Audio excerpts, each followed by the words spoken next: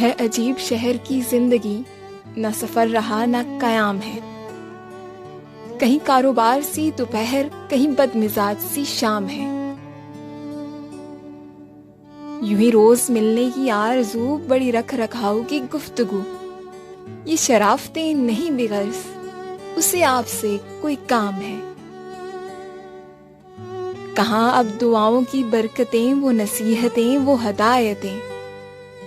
یہ مطالبوں کا خلوص ہے، یہ ضرورتوں کا سلام ہے،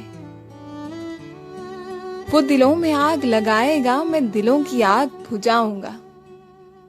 اسے اپنے کام سے کام ہے، مجھے اپنے کام سے کام ہے، نہ اداس ہو نہ ملال کر، کسی بات کا نہ خیال کر، کئی سال بعد ملے ہیں ہم، تیرے نام آج کی شام ہے، کوئی نغمہ دھوپ کے گاؤں سا، کوئی نغمہ شام کی چھاؤں سا، ذرا ان پرندوں سے پوچھنا، یہ کلام کس کا کلام ہے؟